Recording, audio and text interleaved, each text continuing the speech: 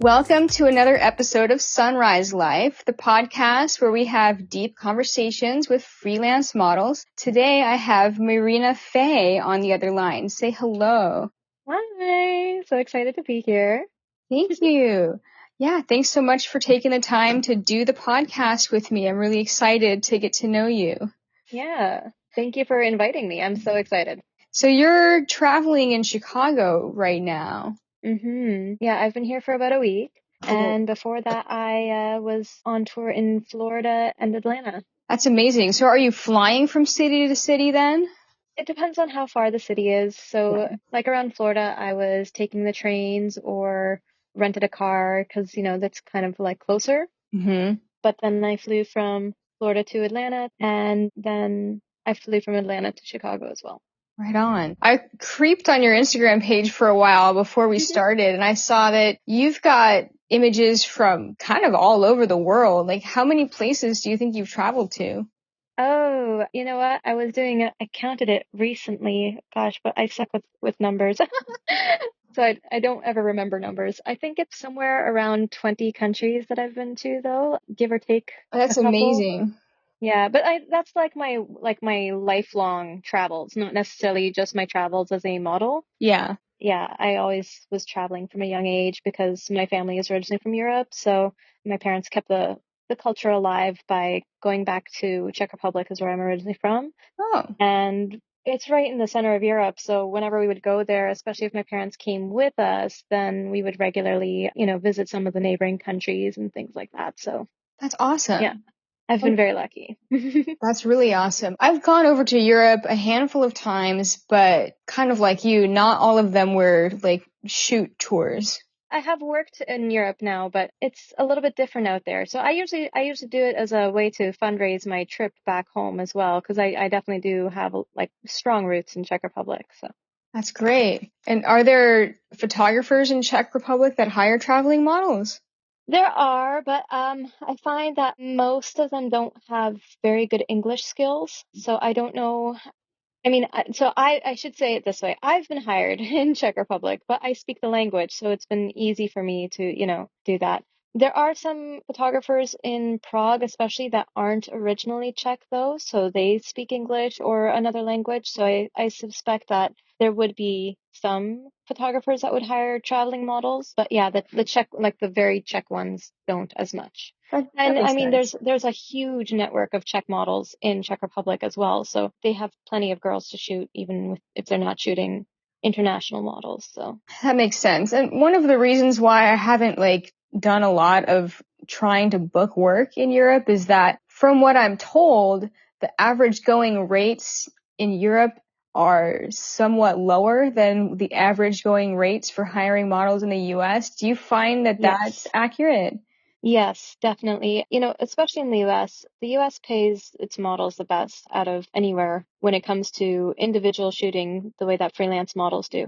Even Canada doesn't really compare to the States. And so because I'm originally Canadian, it's kind of like, I don't mind taking a minor pay cut when I go to Europe, especially because it does get me to go and visit home. And of course, I'm not going to complain about visiting the States and getting paid better, right? So for me as a Canadian model, it's not that big of a deal. I do usually have my going rates in Europe a little bit higher than the local European models, Mm-hmm. which means that I often don't get as many bookings, but also I explain to people, look, I understand that like the last time I went to Europe was before the pandemic. So there's been a lot of changes since as well, I've heard. But the Mm-hmm. last time I was in the UK, for example, the going rate for local models, I think, was £50 per hour. And especially if you're going by the number, it's like, oh my God, that's less than half of my regular rate in terms of numbers, right? And then you have to remember, oh, it's pounds. It's like it also is worth almost twice as much as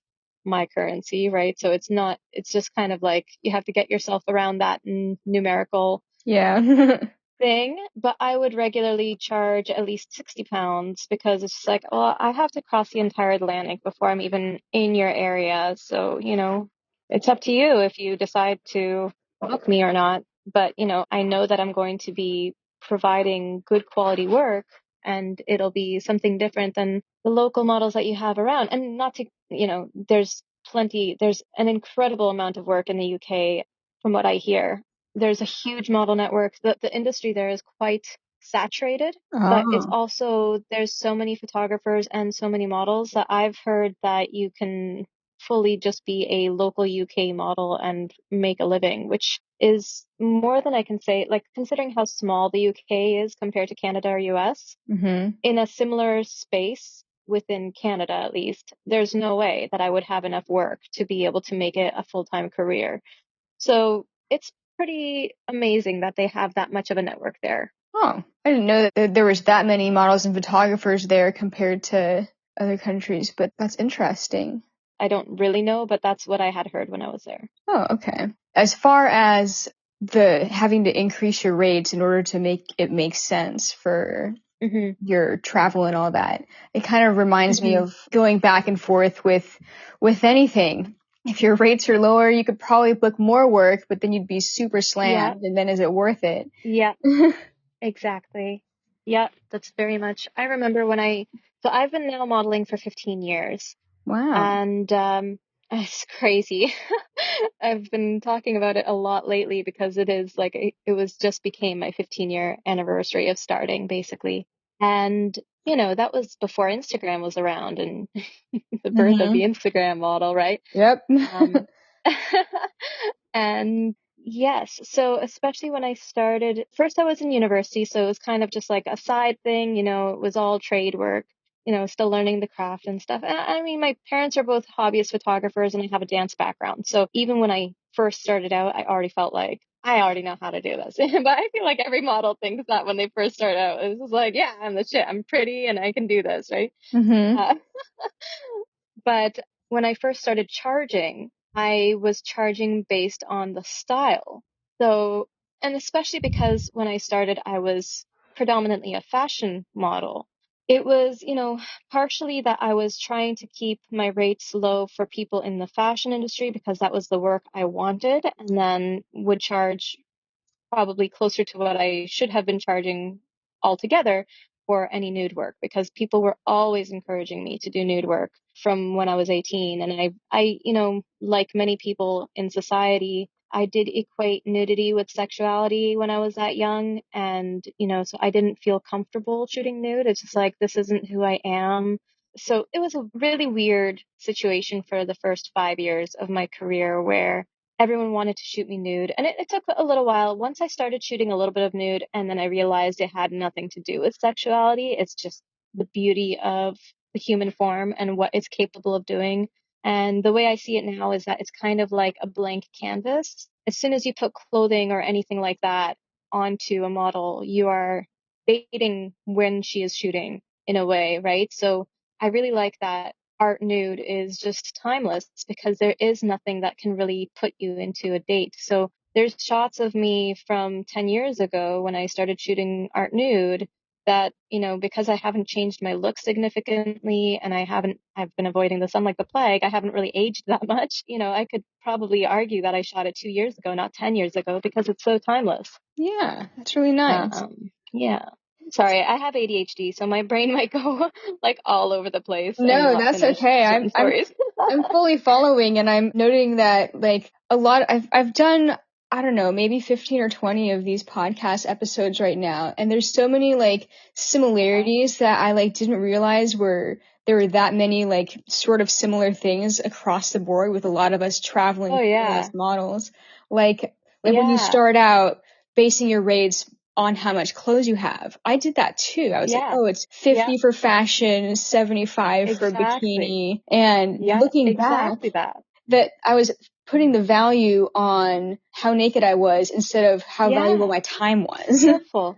Yeah, absolutely. Absolutely. And how like you're getting the same amount of skill regardless of the amount of clothing, right? And Yeah. then people would mix and match. They'd be like, okay, because I used to do like portraits stuff too. So I would charge $50 for portraits, 65 for fashion because it required a little bit of, effort to make sure that the clothing was nice and stuff, right? Hmm. And just like incrementally by 10 bucks there for like, bikini or lingerie or implied or nude, right?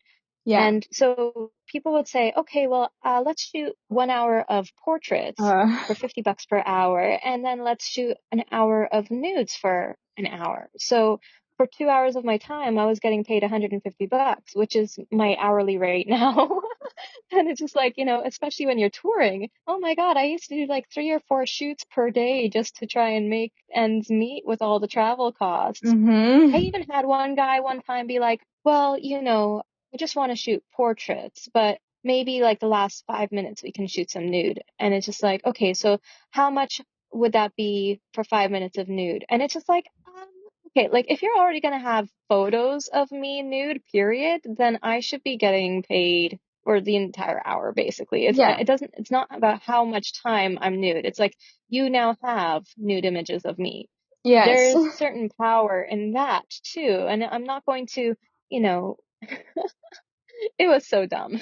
I think So yeah. as you're describing this, I'm kind of like circling around and wondering because back in my early days of modeling, and you can tell me if this is true for you also, photographers Hmm. often give newer models advice based on what other models do or what they think models should do. And I was charging those tiered rates because photographers suggested, oh, if you're going to charge, you should charge more for nude and less. And I was like, oh yeah, that's good advice. And it was kind of based Hmm. on what photographers was it photographers that told you, oh, I should charge more for this and less for that? You know what? I don't even remember. It's so, so long ago now. I Yeah. feel so old. My back makes me feel old though, Oh yeah. mainly. All those S shapes for hours on end. Oh my gosh. Maybe it's because those photographers It that are works for them. suggesting to charge more for something and less for something else are going to turn around and be Hmm. like, all right, now that you're charging more for this and less for that, let's do 2 hours of the cheaper one and 1 hour of the most expensive one so that they can get some kind of a discount. Right. Yeah.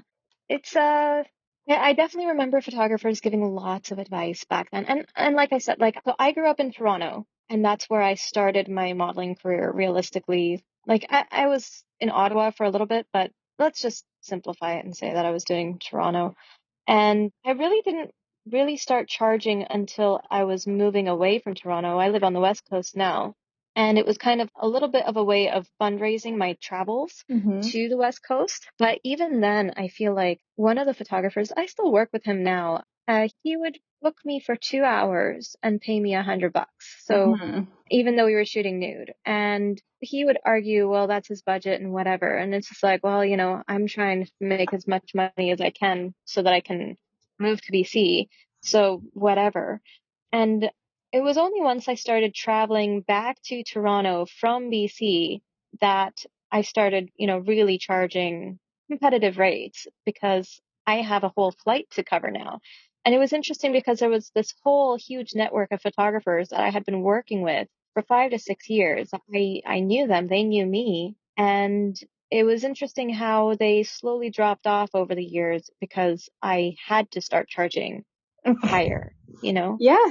And it's just like, there's certain photographers that I used to be really close with that I considered to be really good friends, and I never see them anymore because even when I come to town, I know that I'm out of their budget now and that they're not going to be interested in shooting with me at my current rate. And it's like, oh well, Yeah.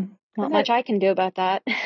But I think that So, every artist of all genres probably has a similar struggle. Like even if you're a musician and you would go to the local coffee mhm, shop and do a free gig there, to get some free coffee and some mhm, tips, you wouldn't do that if you got right, famous. right, yes, So, and yes. even it is kind of sad in a way, but it's, I suppose, just another form of growth. Well, the thing I think people need to realize too is that just because we are artists and we are passionate about what we do, and it's weird too that people are like, well, I only want to work with models who are really passionate about their work and therefore don't need to be paid for it. It's just like, are you fucking kidding me right now? I Yeah. have bills just like anyone else. And if I wasn't this passionate about it, let me tell you, I wouldn't have made it my full-time fucking career. Yeah, and Okay. you wouldn't Like be as it's good at hard. Yeah, exactly. it. Yeah, go ahead and work with some really passionate young model who doesn't know where her body starts and ends yet and work with her for free. And it's just like, It's, it's really important to have those experiences as a younger model, or like younger as in less experienced, Mm-hmm. because especially when you're starting out and you can see your mistakes in the photos, right? Like Yeah. that is such an important part of learning about how to be a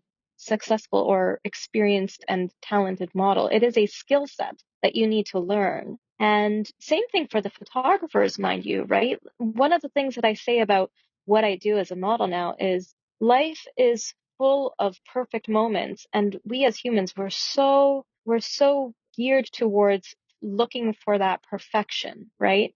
And at the same time, it's like it's around us all the time. It's just that those moments of perfection are so short and fleeting that Mm-hmm. if you blink, you miss it, right? Mm-hmm. And so the beauty of photography is that it can capture that moment in time. And so my job as a model is to try and line up as many of these kinds of perfect moments as I can together. And then the photographer's job is to try and capture the moment as close to that perfect moment as he can. And both of those timings, it takes time to learn. It takes time to learn how to pose so that it's, and like, I don't know, maybe perfect isn't the right word to use to describe it, but that aesthetically pleasing thing that we're looking to create. And Yeah.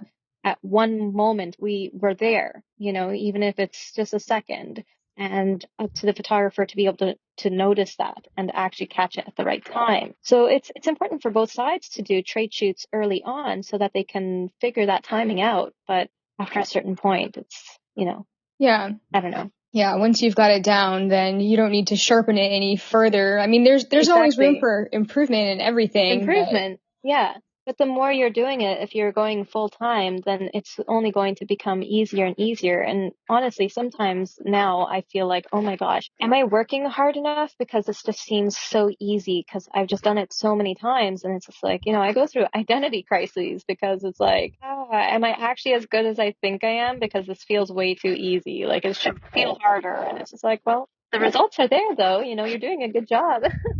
yeah, I fully understand that too. And I've felt similar waves where I'm like, all right, was that good? And often later on when I see images, I'm like, oh yeah, that was good. Yeah, yeah. Totally. The images are definitely good to see.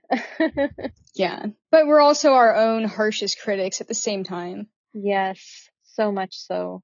It's so funny, like even like for example selfies, okay? I'm not really big into taking selfies all that much, but I'll take selfies if I'm like with a group of friends or something, and because I want to remember the moment. And I regularly, say, yeah, we'll take a couple selfies. You guys can share whichever selfies you want. I don't care. There's plenty of good photos of me, you know what I mean? I don't care if a selfie doesn't look great, right? And then almost every single time I'll do selfies with just like some like, high school friends or something. And I'll see the photo later and it's like, oh my God, these girls are so beautiful. Look at little gremlin me over there. Like, what the hell? And it's just like, it's like, I don't care from one perspective because I know that, when I'm doing my work, it's going to be really good. But as soon as there's another person in the photo with me, it's like I'm always the weakest link in my mind. And it's because I'm so critical of myself and not as critical of anyone else, Yeah. right? I'm sure they probably feel the exact same way the other way around, Good to ground yourself that way too. Yeah, especially when you're in a photo with somebody else, it's easy to get a bit Hmm. of body dysmorphia. Yeah, definitely. But I also, Model tours are always interesting on that, like the group events. oh yeah. I Yeah. also think that over time, modeling and modeling with others kind of helps get over that, like, anxiety in a way. Oh, absolutely. Absolutely.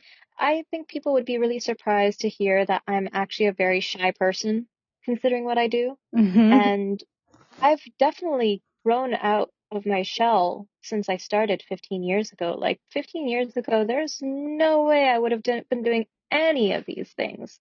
Like I don't know how much I should be going into my childhood trauma here, It's all but right. We're there's into it. definitely there's definitely an aspect of my childhood that was like, she's the weird Eastern European girl who dresses completely different than the other kids and acts completely different than the other kids and, is therefore shunned because nobody knows what to do with her. And, that social exclusion and how that shapes your idea of who you are. And honestly, I still experience it if I ever like I've given up on trying to have regular jobs now, but in my 20s, I was definitely still trying to have regular jobs. And, you feel the exclusion even then with like other adults. And it's like, other people at work are going out together for coffees in between and you're never invited. And it's like, oh my God, I feel like that kid in high school again. Yeah. In late 20s, why do I feel this way? This is so stupid, right? But, where I'm going with this is that this industry has made me feel like my particular quirks and me as a person, I'm not only valued by the other people in the industry, I'm celebrated by the other people in the industry. I go out of the industry and I'm the weirdo again because now I'm talking about nudity like it's nobody's business. Yeah. Like it's like, it's totally normal. So now I'm weird in regular society because I talk about my body as a toolkit in a way, right? Like it's just so normal to me, but it's not normal for other people. And Yeah. they're just like, I am not comfortable talking about nudity. Who are you? I just met you. Why are you talking about this? Right? So it's just like, ah, Yes, yeah, I fully get that as well because once you are like comfortable as a nude model and you're having a good time yeah. with photographers and models in the industry and stuff, it seems like the nicest, most innocent, like purest way to be. And then when Yeah, you're there's around nothing to hide or be ashamed of in a way, right? And then when you are around people who are making like sexual comments about boobs or whatever, you're like, you feel a little bit like threatened because you're like, oh, you're going to be Yes. like underlining everything that I do with a sexual tone. Yes. Yes. I very much feel that. I'm not a very sexual person myself. I'm not quite sure why, but it's, there's definitely a purity about nudity, right? It's like this is how we come into the world. Like this is our natural state. Like you don't, I mean, I suppose some people go around dressing their pets, so, but you don't shame your pets for being naked either. So why would meant to be? The clothing is just to keep warm, not any morality thing, right? And oh my gosh, yeah. Yes, yeah. I always come back to this and I'm very frustrated because we're born without clothes, right? And you can't take Mhm. them with you when you die. And it just Yeah, exactly. seems like really strange the way that humans have ended up coming up with our standard norms of what is normal. Yeah, yeah. And just the fact that you can't just exist nude either, like it's a little bit easier in Canada and Europe actually. Like definitely compared to the US, I'm always so much more nervous when I'm in the States and shooting outdoors. But in Canada, it's kind of like I might be out in the woods shooting with a photographer, and somebody might be hiking and they might come across us. And the worst that's going to happen is that they would actually stop and be like, "Can you not?" Even if you say, "Well, it's a free country and I'm not doing anything lewd, so no, I'm going to continue doing this." Even if they call the cops will come and be like, "Can you not?" And then you'll just be like, "Okay, officer, I'll get dressed and leave." Like that's kind of the worst that's going to happen unless you're in like a shopping mall in your lingerie. That's a different story. But if you're just in the woods, like nothing's going to happen. And more often than not, people will walk by and be like, "Oh, sorry," and then just mind their own business. You know what I Yeah. mean? And in Europe, it's even more so. Like, I find generally people in Europe, it's like, if you don't want to see something, then don't look. And that's, why are you getting up all in my face for doing this? Just look the other way and mind your own business. And then you won't be offended by anything. There's a lot of like very pro-nude areas, especially in Central Europe, around Czech Republic, Austria, Germany. Those countries are very very easygoing on nudity. Like, like you wouldn't expect somebody to be walking naked in the middle of town either. But if you're by the beach of a river or something, you'll see people of all ages just running around naked. You know what I mean? Like Yeah. it's just totally normal. That does have more normal of a feel when it's just like casual. Yeah, yeah. The casualty of it. Oh, sorry, no, casualty is a totally different meaning of a word. Showing my immigrantness there. But yeah, the casualness of it is definitely incredible. And I mean, of course, it does have it, just like any nude beach anywhere, it does have a tendency to be the older gentlemen who are experiencing this. But, like, that's actually one topic that I'm quite passionate about is, part of the problem is that female bodies are so insanely over-sexualized. Meanwhile, male bodies are highly under-sexualized. And I feel like our society would really benefit from everybody gifting themselves an art nude experience with a photographer who knows what they're doing. Because really, like, for example, dick pics, right? Yeah. To me, a dick pic is a man trying to sexualize himself, not sexualize a woman. But, it's so hard for them to, like, think about how male nude bodies are generally portrayed or depicted in movies, right? Either they're the really, really, like, rock hard abs, like, superhero body type, where then in those situations they're being sexualized. Or they're the scrawny, pale white kid that just happened to get caught with his underwear down or like his pants down, and now everybody's pointing and laughing. Yeah. There's only those two extremes for male nudity, right? Huh. Whereas female nudity, there's like this whole range of personas that we can put on. We could be thoughtful, we could be vulnerable, we could be happy, we could be sad. Like there's so many different possibilities for female nudity. And so, there's this guy who's just trying to figure out how to sexualize himself. So he decides to take a dick pic and he sends it to some poor unsuspecting girl.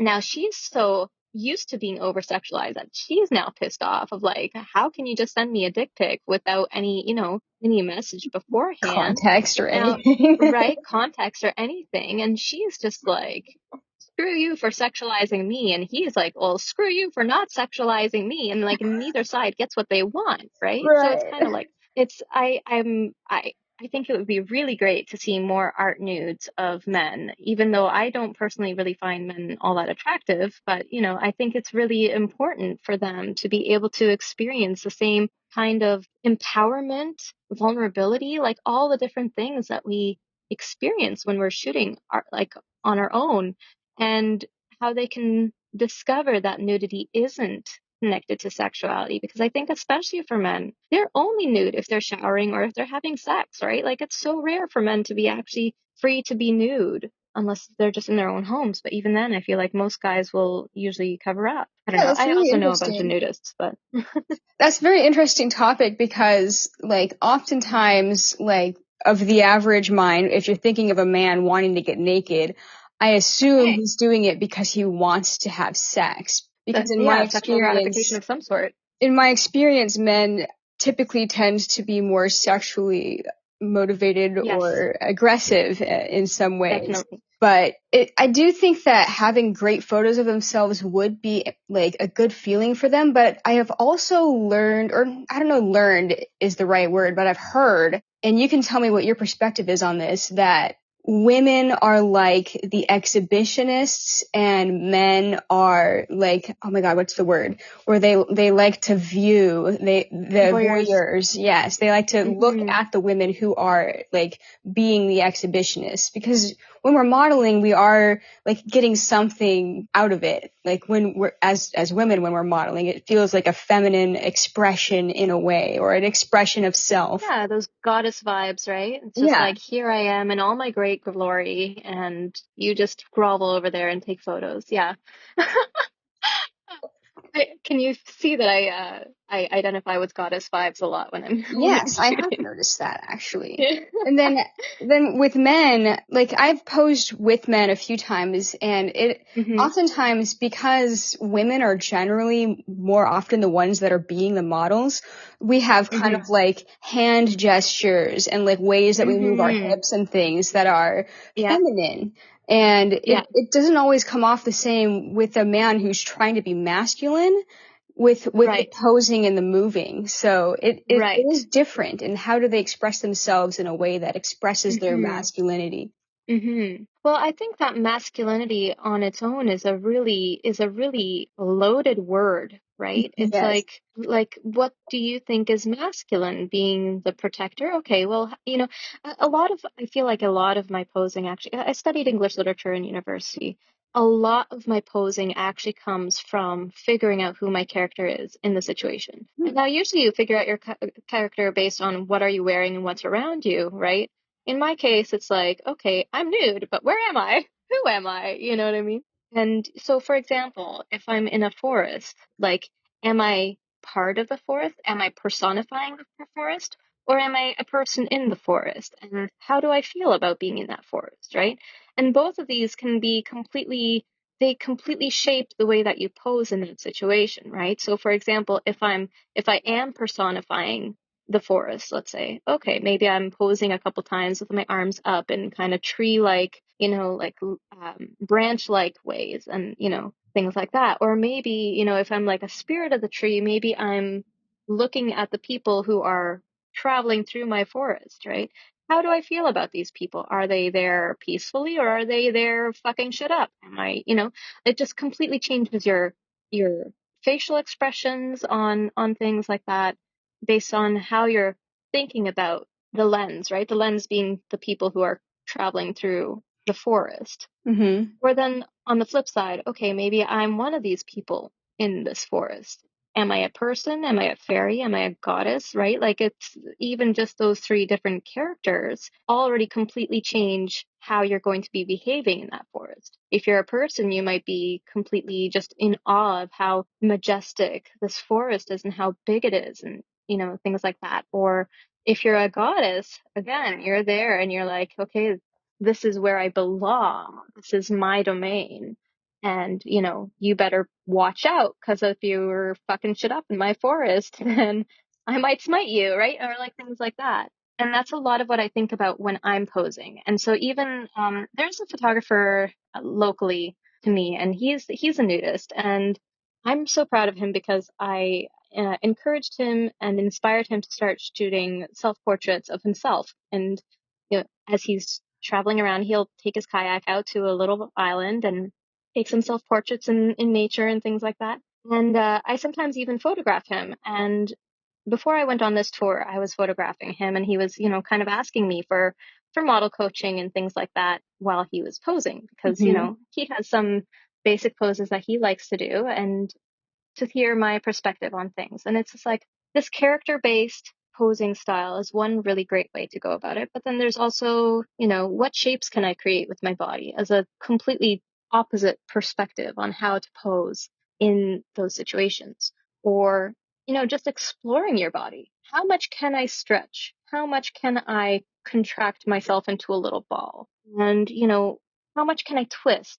All of these kinds of things. And I feel like a lot of the appreciation that models get for their body is that they are experiencing this on a day-to-day basis of what's my range of motion today? What can my body do for me? That I think regular people don't think about those things, right? They just look in the mirror and they probably have terrible lighting in their house Yeah. and they've got a top down view because that's where our eyes are, right? So they just look in the mirror and they're like, oh, I hate the way I look. I mean, half the time I hate the way that I look when I look in the mirror too, because I have the exact same situation, Yeah. shitty lighting and top down view, right?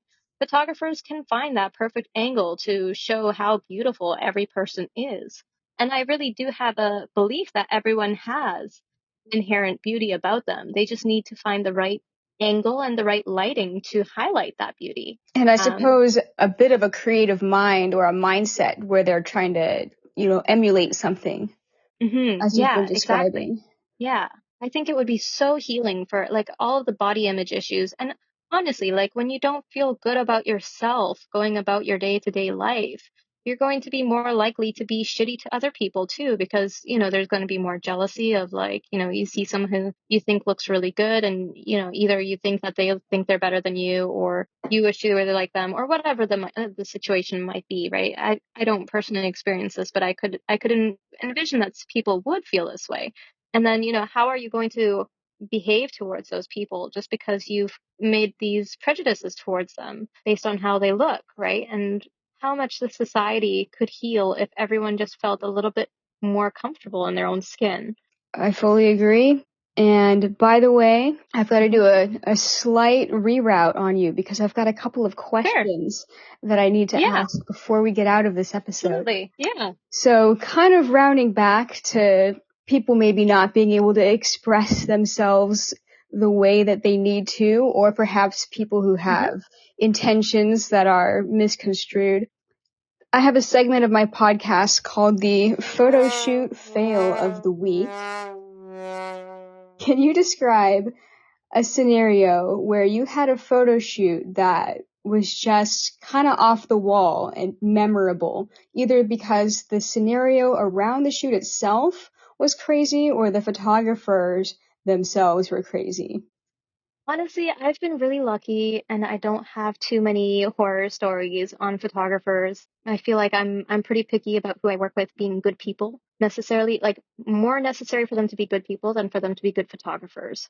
More Mm-hmm. likely to shoot with somebody who's newer but is a decent human than somebody who's incredible but their outlook on something is, well, you'd be so lucky to shoot with me. And it's like, well, I don't want to shoot with you then. Sorry. Yeah. But one situation that does stand out is the first time I went to Florida. So I've been thinking about it a fair bit lately because I was just there again. So, this was back in 2018. It was pretty early in me deciding to go full-time international travel modeling. And I flew down to Miami, which I did not know at the time the kind of industry that Miami specifically has. It has a lot more fetish and porn type of work. And Yeah. so that alone was really difficult for me to deal with because I am kind of more of a airy fairy kind of purity perspective on my work. I always kind of think to myself, I want to be shooting stuff from a loving, sensual gaze rather than a lustful, sexual gaze. Yeah. So, absolutely, I have some very sensual work, but I wouldn't consider it to be sexual in nature. So, the photographer was picking me up from the airport, which was nice of him. But, and he had shared what his vehicle looks like. He had shared his, license plate with me and everything. And he was picking me up at the airport and we were in contact together, right? So I had no second thoughts on getting into this strange person's vehicle, right? Because as far as I was concerned, they weren't strange. They were part of the same industry. I had some expectations of what it would be like to be working with them, etc., right? And so his car rolls up and it's like a van. And I open the back, I throw my bags in, close the door, open the front door, start climbing in. And as I'm climbing in, this guy is like, so do you get into just any stranger's car? Oh And my it's just God. like, no. But like, now that you ask me, I'm really like concerned about getting into your car, even though like it was already premeditated in a way, right? It was just like, Yeah. I knew this was happening. So it was just like, but at that point, like my bags are already in there. Like, what am I gonna do? Like I should have probably been like, no, we're done here. Thank you. Taking my bags back. I'll take a taxi. Thank you very much for your time. Sorry. Canceling our shoot. That's probably what I should have done. But, it was pretty early in me doing the international thing. So it was just like, okay, I guess I'm just getting in this car anyways. And this guy, he said he was a cop, which, I've worked with cop photographers in the past and had no problems whatsoever. So it was a very strange situation. He was very rough around the edges. His language was very crass and very rough. And I think he was just driving me to my Airbnb that particular day. We weren't even shooting that day. We were shooting the next day. So I actually met up with this person twice. And like I said, very kind of him to pick me up from the airport. That saved me a fair bit of money to, not have to deal with getting an Uber or something, right? So Hmm. it's not that I'm ungrateful. It was just definitely an odd situation. And then at the shoot the next day, at one point, I don't really remember too much of the shoot, but one thing I do remember about the shoot is that at one point he said, okay, now turn your twat towards me. And it's just like, I have never had that part of my body called that. And I don't really shoot open leg, right? Like a lot of people will know me because of my Playboy work, but even my Playboy work, when I first worked with them, I had told them that I don't shoot open leg. And they were like, yeah, that's fine. It's going under different ownership and stuff like that. So that's not a problem. And then, we get to the shoot. We drive like 5 hours out of Vancouver to some middle of nowhere place. They spray tan me head to toe. And, we don't even shoot that day. We sleep there that night, and then the next day the makeup artist is doing up my hair and makeup, and she gives me this big, very voluminous hair, which was beautiful, but it's also like my hair, like it's difficult to get my hair to have volume. So, you end up having this kind of helmet of hair Yeah. that is very big, right? And then these fake lashes and overdrawn lips. And like it was beautiful. It definitely gave me Argentinian Mamacita kind of soap opera vibes, which is a look. It's a great look. But it's also very much not my look. You know what I Yeah. mean? And then, they've already spent all this time getting me to this location, getting me dolled up and tanned for this shoot. And then they're like, okay, can you open your legs more? And it's just like, well, I had agreed that, I thought I didn't have to do that. You said that it was fine not to shoot any open leg. And now it's just like, well, that's what they want. And they're going to want photos of that even if you don't look good in them. So it's better to pose more of that so they have more options to choose from. And it's like, oh, well, I'm kind of screwed now, aren't I? Like, I mean, I could just be like, I'm not okay with this. Take me back home. But it's a 5-hour drive. That would be so awkward, Oh right? my And it's just like, God. whatever. I'm already here, whatever, just fucking deal with it, right? And so yeah, I definitely do not feel comfortable shooting that style. So for this Florida photographer to be like, turn your twat towards me, it was just like particularly jarring. But those are some of the situations that I think all models experience at certain points where Yeah. they're not entirely sure how to deal with this request and like how do yeah. At this point, it's like I still don't really shoot that style, but I also know that content is out there. So it's like, why am I so protective of that from some perspective, right? It doesn't really matter, but at the same time, it's just like that's not the story that I want to tell. Yeah. And I want to tell the goddess stories. also, just because you can do something doesn't mean that you should if you don't feel good Yeah, doing it. And just because exactly. those pictures are already on the internet doesn't mean that other Yeah, people have the right for you to perform that for them totally. too. Totally. 100%. And side note, the only time a photographer has ever referred to my vagina as a twat was in New Jersey. So I wonder if he was from New Jersey. Oh, that's interesting. Yeah, I it's don't know. they're very crass up there. Oh, interesting. Good to know. Good to know. Maybe I should avoid that area. I wouldn't throw it off like altogether. I would just say that like in general, the culture is a little bit more crass in like the Hmm. Jersey area. And any photographers or people listening that want to message later and confirm or deny if that's true, I'm open to that. Yeah, I mean, because that's the other thing, right? The photographers that we work with have a tendency to be of a certain generation, of a certain, different mindset than maybe people would have these days too. Yeah, the culture clash, or should I say the generational clash between photographers and models is often like it does seem to Yes. often be like boomers versus like Gen Z or Young, yeah, millennials. totally. I have another question that I have to ask you. Hmm. This one I call the rising phoenix era of your life. Hmm. Can you describe something in your life, whether it's related to your modeling career or not? You can choose, whatever you want to talk about, where you were Hmm. faced with some kind of a challenge that you had to overcome, whether it was a career change, a change in your mentality or in your perhaps like confidence or a situation in your Hmm. life that you were faced with that you had to overcome. Hmm. Yeah, there's two main ones that I can think of. One is a little bit more extreme, and the other one is just a little bit more, that's just how it was. We could do both if you Which one would want. you prefer? Yeah, okay. Both is Um, fine. all right, all right. So the first one, I already mentioned that my parents are photographers. So in a way, like I started modeling 15 years ago, as in I started modeling with people that were not my parents 15 years ago.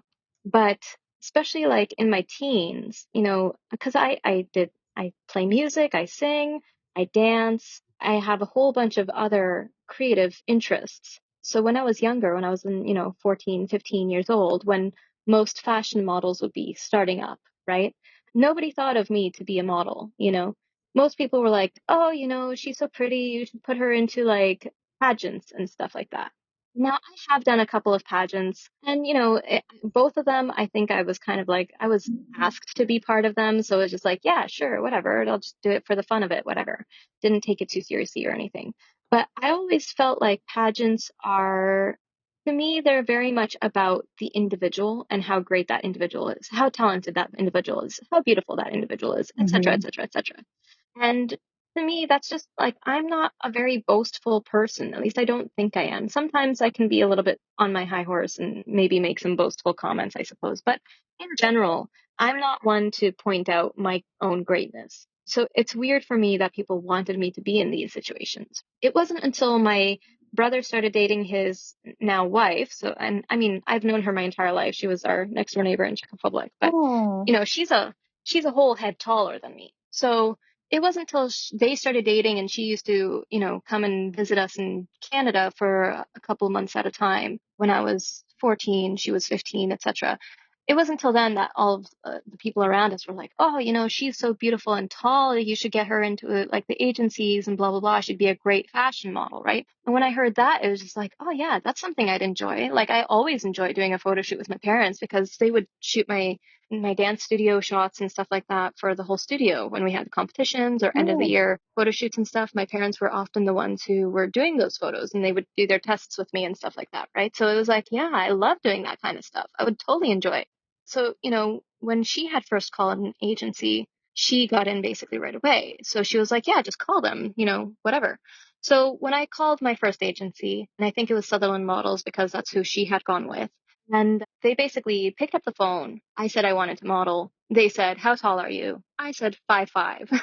I now say that I'm 5'6" because I'm 5'5.5". So I'm gonna round up, you know what I mean? But Okay. like at the time, it was like, I don't know, 5'5", and they're like, you're too short. Click, hung up, right? And it's just Uh-huh. like that was it, right? And it's just like, oh my God. So I used to have a fair bit of jealousy around my sister-in-law because she did have a lot of opportunities given to her in many ways because of her height.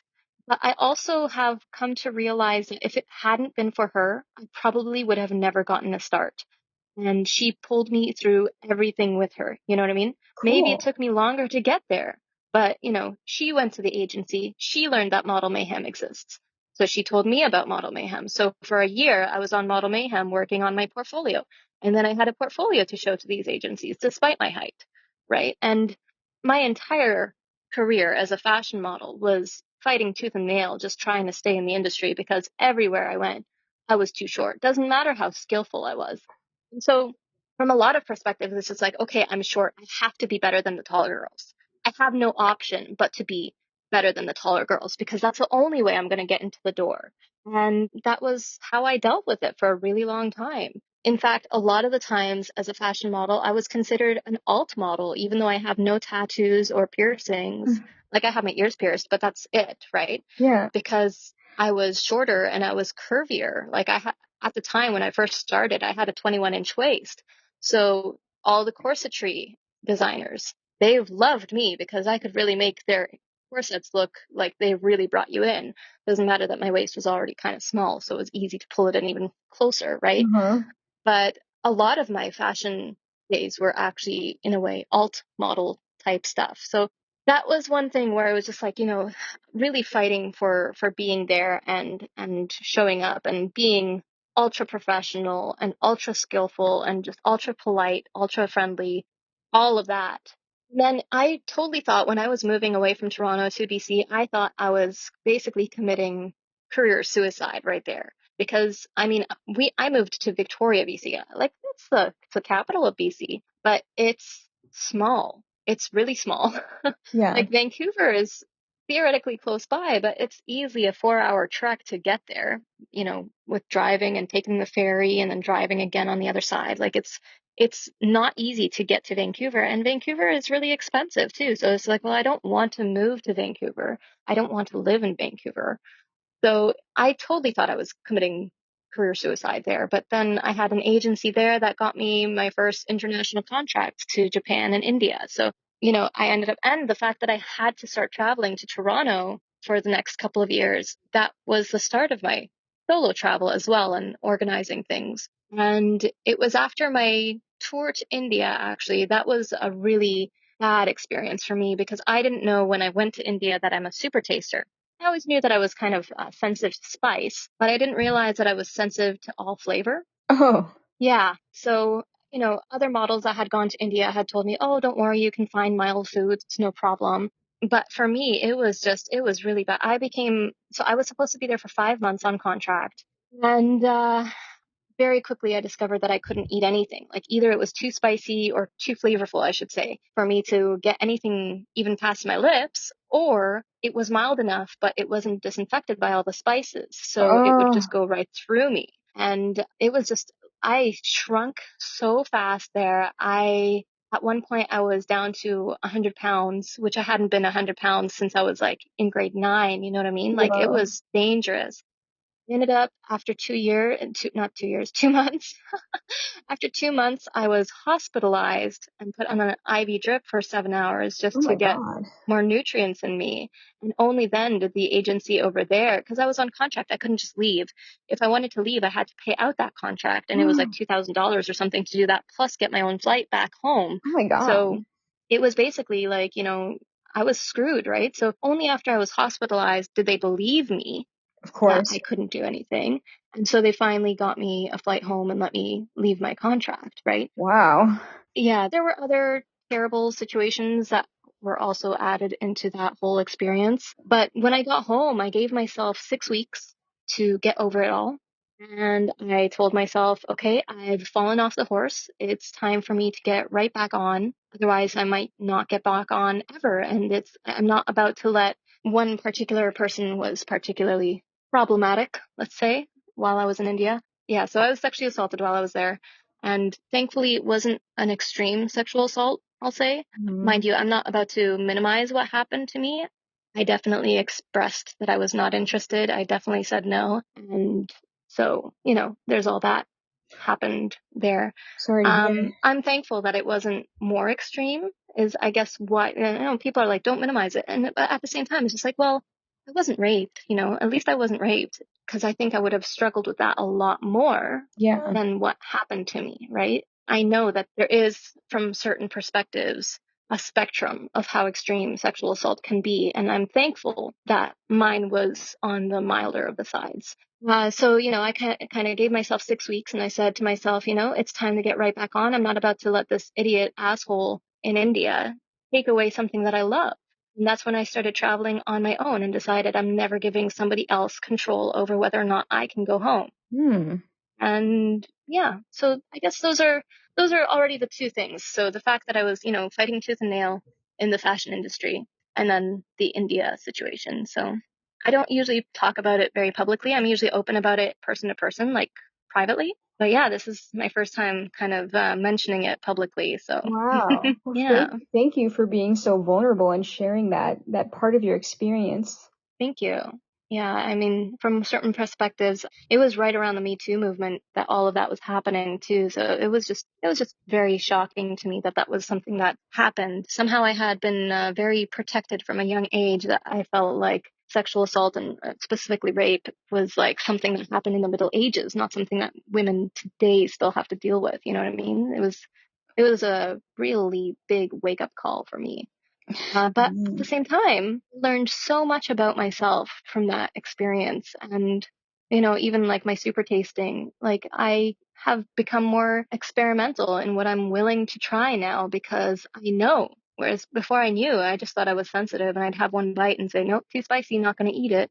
So, there's a lot of benefits that came out of those terrible experiences too, that, I think I focus on those mainly so I avoid feeling like a victim. Definitely focusing on, yeah, I'm a survivor of that and I'm in some ways stronger for it.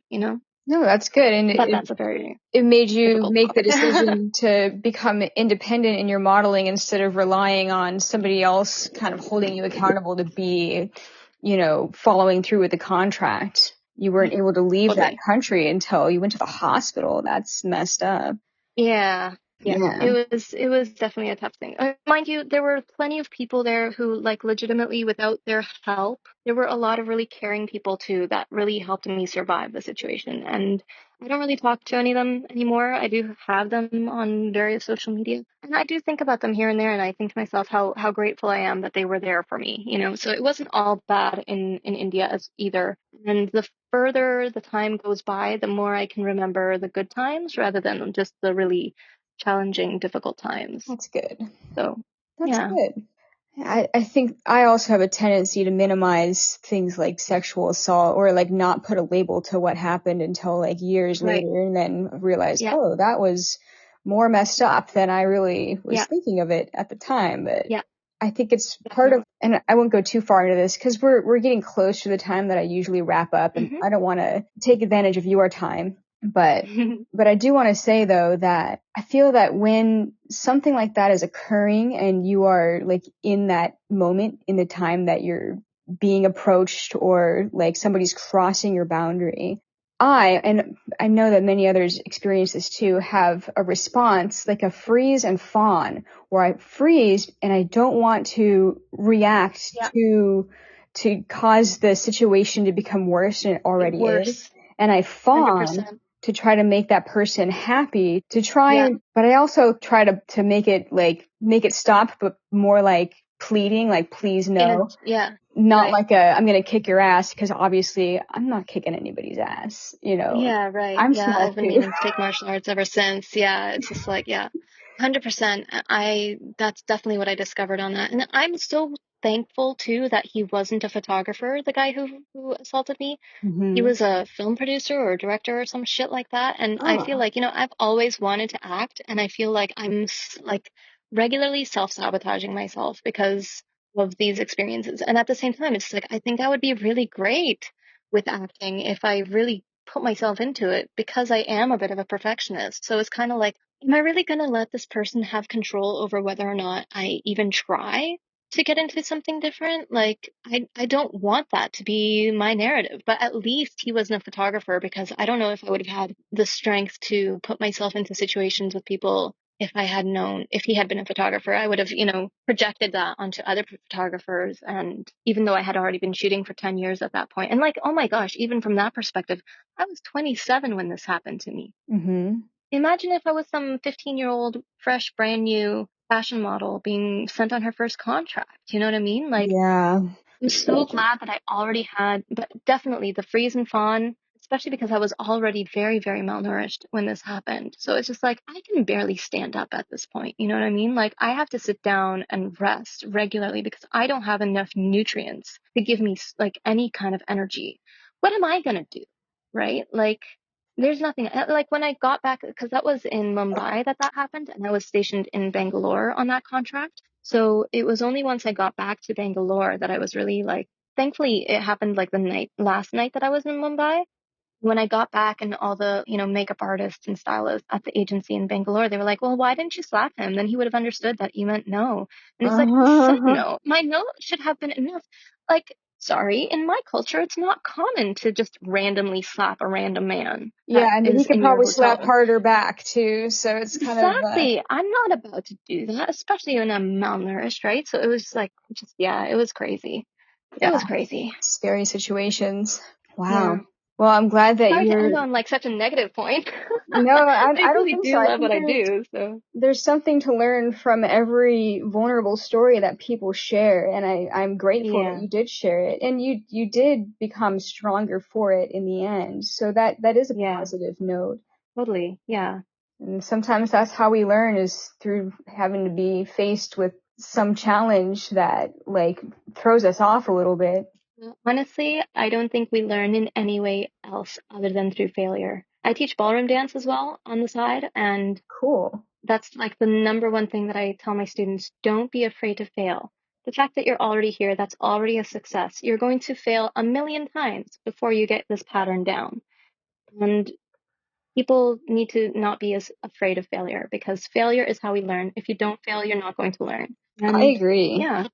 Some failures are bigger than others. That's really good advice. Anyways, I will let you end this. Otherwise, my nickname for myself is Talkative Tina, because Tina is, and I usually introduce myself to people as well when I meet them in person. Just call me Tina. That's still not my real legal name, but okay. Talkative Tina is one of, or TMI Tina too. It's just like, I never shut up. So. Well, I really enjoyed doing the session with you, and I'll love to have you back for another episode in the future also. Yeah, I'd love to. Awesome. Well, thank you so much, Muirina, or Tina, as I may refer to you as now. I'll talk to you again soon. For sure. Have a great rest of your day. Thank you.